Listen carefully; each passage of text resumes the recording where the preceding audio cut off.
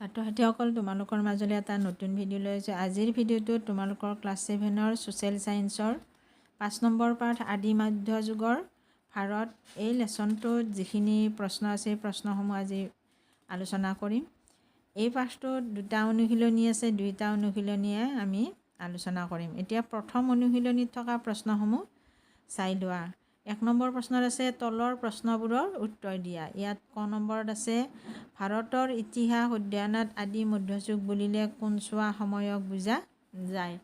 উত্তৰ হ'ব 7ম শতিকাৰ পৰা দ্বাদশ শতিকালৈ ভাৰতৰ ৰাজনৈতিক আৰু সামাজিক জীৱনত অনেক পৰিৱৰ্তন ঘটিছিল।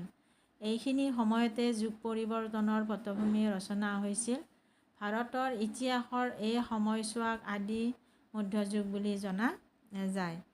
নেক্সট প্ৰশ্ন, ৰজাই কোনবোৰ লোকক ভূমিদান কৰিছিল? ছাত্ৰ ছাত্ৰীসকল এইখিনিতে এটা ৰিকুৱেষ্ট তোমালোকলৈ থাকিল যে মোৰ চেনেলটো ছাবস্ক্ৰাইব কৰিবা আৰু ভিডিঅ'টি চাই যদি ভাল লাগে লাইক এটা কৰিবা।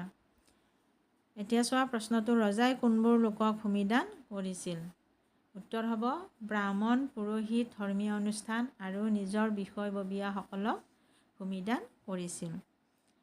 নেক্সট প্ৰশ্ন, পুষ্যভূতি বংশৰ প্ৰতিষ্ঠাপক কোন?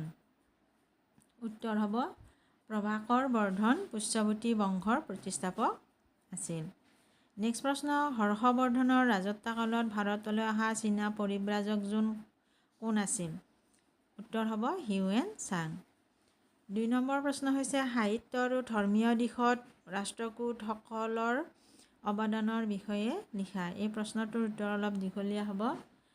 উত্তৰ, সাহিত্য আৰু ধৰ্মীয় দিশত ৰাষ্ট্ৰকূটসকলৰ যথেষ্ট অৱদান আছে। সাহিত্যৰ ক্ষেত্ৰত ৰাষ্ট্ৰকূটসকলে তেওঁলোকৰ শাসনকালত সংস্কৃত আৰু প্ৰাকৃত ভাষাৰ ওপৰত যথেষ্ট গুৰুত্ব আৰোপ কৰিছিল। সেয়ে সংস্কৃত আৰু প্ৰাকৃত ভাষাই বিকাশ লাভ কৰিছিল। সাহিত্যৰ পৃষ্ঠপোষক আছিল ৰজা অমোঘ বৰ্ষ।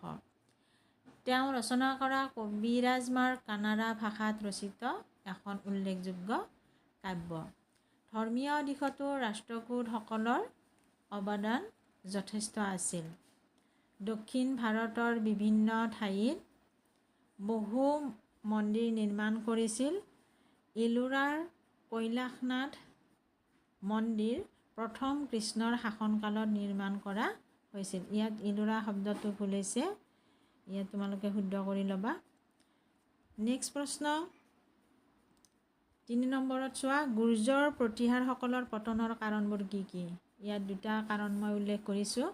গুৰ্জৰ প্ৰতিহাৰসকলৰ পতনৰ কাৰণ হৈছে, প্ৰথম কাৰণটো হৈছে গুৰ্জৰ প্ৰতিহাৰসকলৰ দ্বিতীয় ৰজা নাগভট্টৰ শাসনকালত গুৰ্জৰ প্ৰতিহাৰসকলে কনৌজলৈকে নিজৰ প্ৰভাৱ বিস্তাৰ কৰিবলৈ চেষ্টা কৰাৰ সময়ত কনৌজত প্ৰভাৱশালী হৈ থকা ৰাষ্ট্ৰকূট বংশ আৰু পাল বংশৰ লগত সংঘাত হৈছিল।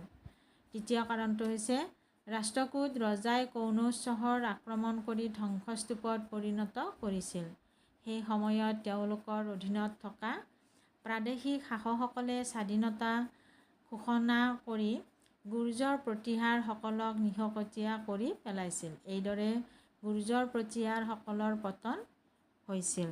4 নম্বৰ প্ৰশ্নটো হৈছে পালসকলে কেনেদৰে প্ৰশাসনিক কাৰ্য চলাইছিল তাৰ বিষয়ে চমুকৈ লিখা। উত্তৰ হ'ব পালসকলে প্ৰশাসনিক কাৰ্য চলাবলৈ তেওঁলোকৰ ৰাজ্যখনক ভুক্তি, ইয়াত ভুক্তি শব্দটো ভুল হৈছে, ইয়াত মুক্তি হৈছে, ভুক্তি হ'ব লাগিব, বিষয় আৰু মণ্ডল এই তিনিটা প্ৰশাসনিক গোটত ভাগ কৰিছিল। প্ৰতিটো গোটৰ দায়িত্বত এজন বা ততোধিক বিষয়া আছিল। গ্ৰামপতি আৰু দশক গ্ৰামিকা নামৰ বিষয়াৰ হাতত গাঁওবোৰৰ প্ৰশাসনৰ দায়িত্ব অৰ্পণ কৰা হৈছিল। নেক্সট প্ৰশ্ন 5 নম্বৰত আছে প্ৰশাসনিক সুবিধাৰ বাবে ৰাষ্ট্ৰকূট আৰু গুৰ্জৰ প্ৰতিহাৰসকলে নিজৰ নিজৰ ৰাজ্যবোৰক কি কি ভাগত ভাগ কৰিছিল নামবোৰ উল্লেখ কৰা। উত্তৰ হ'ব প্ৰশাসনিক সুবিধাৰ বাবে ৰাষ্ট্ৰকূটসকলে নিজৰ ৰাজ্যখন, ইয়াত ৰাজ্যখন হ'ব লাগিছিল, প্ৰিণ্টিঙত ভুল হৈছে, ৰাষ্ট্ৰ প্ৰদেশ, ইয়াত কমা এটা লাগিব, কিন্তু ভুক্তি শব্দটো মুক্তি হৈছে, এইটো ভুল হৈ আছে, এইটো শুদ্ধ কৰি ল'বা। আৰু বিষয় মানে ৰাজ্যখন, ৰাষ্ট্ৰ, প্ৰদেশ, ভুক্তি আৰু বিষয়, ইয়াত জিলা শব্দটো ব্ৰেকেটত দি আছে, এই তিনিটা ভাগত ভাগ কৰিছিল। ৰাষ্ট্ৰ প্ৰদেশৰ দায়িত্ব থকা বিষয়াজনক ৰাষ্ট্ৰপতি আৰু বিষয় বা জিলাৰ বিষয়াজনক বিষয়পতি বোলা হৈছিল। গুৰ্জৰ প্ৰতিয়াৰ সকলো শাসনৰ সুবিধাৰ বাবে ৰাজ্যখনক কেইবাটাও প্ৰদেশত ভাগ কৰিছিল। প্ৰদেশবোৰক ভুক্তি আৰু মণ্ডল নামেৰে দুটা প্ৰশাসনিক গোটত ভাগ কৰিছিল। ইয়াৰ উপৰিও প্ৰতিটো মণ্ডলত থকা কেইবাখনো নগৰ আৰু গাঁও আছিল।